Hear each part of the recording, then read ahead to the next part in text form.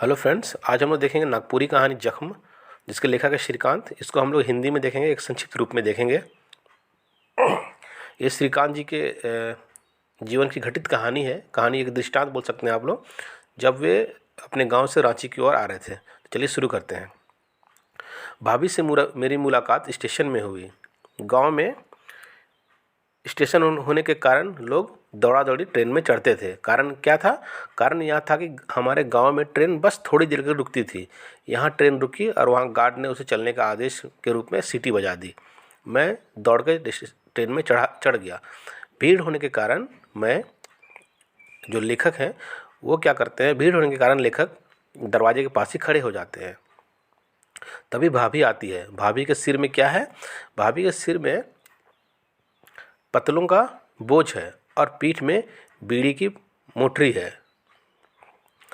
मेरे खाली हाथ होने के कारण मैंने भाभी से कहा, अपना जो दातुन का बोझ है वो मुझे दे दीजिए। बोल के मैं उसके दातुन के बोझ लेके ट्रेन में खींच लिया।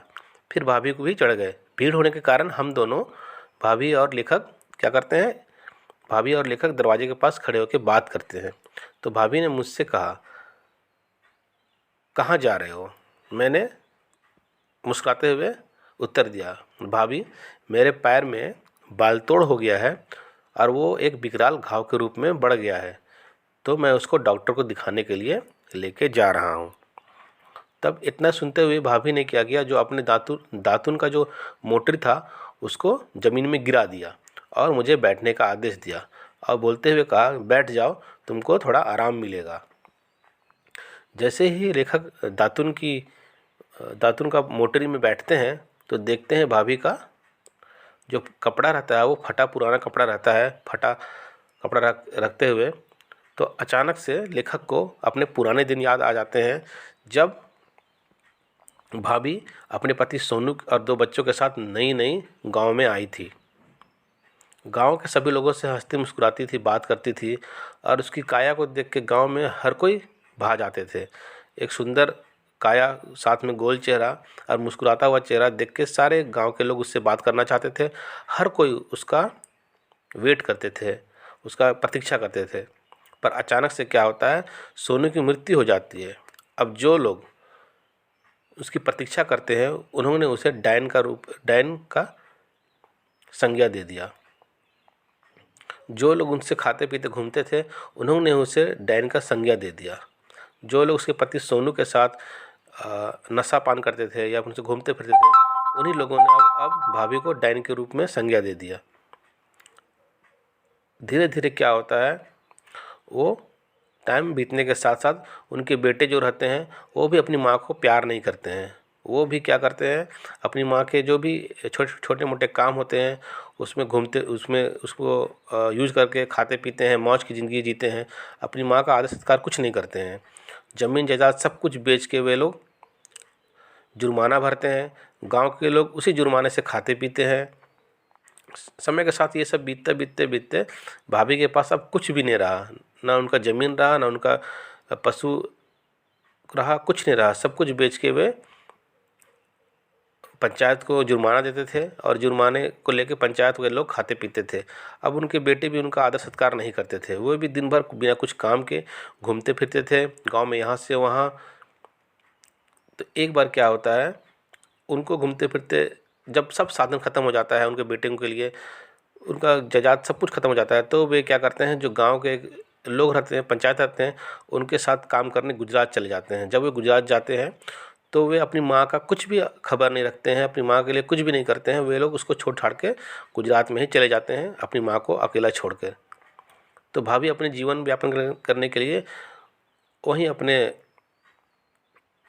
गांव से ही दातून, बीड़ी के बंडल लेके, बीड़ी के पत्ते के बंडल लेके वो रांची आती है और इसको बेचती है। ये सब लेखक के दिमाग में चल ही रहा था कि अचानक से ट्रेन किसी जगह पर रुकती है और लोग उतरने के लिए हड़बड़ा के या फिर जल्दबाजी में लोग उतरना चाहते हैं। तो भाभी लेखक के सामने खड़ी हो जाती है और उसको ऐसा सेव करती है मानो कि कोई मतलब अपना कोई उसको सेव कर रहा हो। जैसे लोग आते हैं, क्योंकि भाभी को कहीं ना कहीं पता है कि इसके पैर में बाल तोड़ के कारण घाव हो गया है। तो अगर लोगों के द्वारा ठोकर लगेगी तो कहीं ना कहीं उसको दर्द होगा। तो भाभी लेखक को संरक्षण देते हुए उसके सामने खड़ी हो जाती है और लोग उतरते हैं। तो लेखक के मन में कहीं ना कहीं और एक विचार आ जाता है कि मतलब इतना होने के बाद भी जो है भाभी है वो मतलब कितनी अच्छी है। मतलब लोग आजकल एक दूसरे के लिए क्या करते हैं, लेकिन भाभी जो है छोटी सी बात के लिए वो मेरा संरक्षण कर रही है। तो ऐसा सोचते सोचते लेखक को फिर से पुरानी बात याद आ जाती है, जब गांव में सोनू मतलब भाभी के जो पति होते हैं उसके मरने के बाद पंचायत होता है। लेखक भी उस समय वहीं पे थे। तब जब लेखक भी साथ में थे वहीं पे, जब गांव की पंचायत हुई, जिस पंचायत में भाभी को डायन के रूप में संज्ञा दिया गया, तब भी लेखक गांव में ही थे।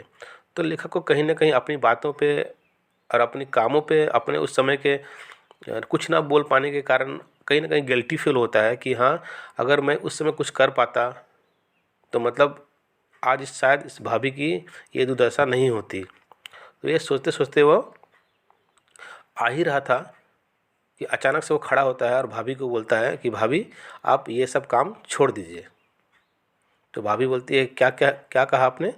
तो बोलता है आप ये सब काम छोड़ दीजिए, आपको मैं 4 जोड़ी कपड़ा और खाने के लिए जो भी आपका खाने का जो भी आपका होगा मैं उसको पूरा करूँगा। मतलब लेखक क्या बोलता है, कहीं ना कहीं लेखक को पछतावा होता है कि लेखक शायद उस समय जब भाभी को डायन की संज्ञा दी जा रही थी तब वो उस समय वहीं पर पंचायत में प्रेजेंट था, लेकिन उसने ना कोई भाभी के पक्ष में कुछ बात बोली।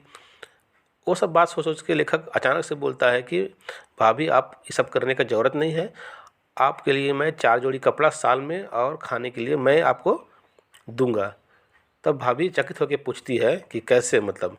तो वो बोलता है कि मैं ये सब फ्री में नहीं दूंगा, आपको रांची धक्का खा के आपको ये सब काम करने की कोई ज़रूरत नहीं है।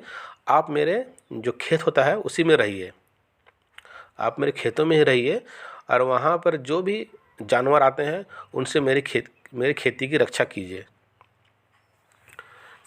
और खेती कीजिए और यही सब काम कीजिए और उसके बदले मैं आपको साल भर का राशन और 4 जोड़ी कपड़ा दूंगा।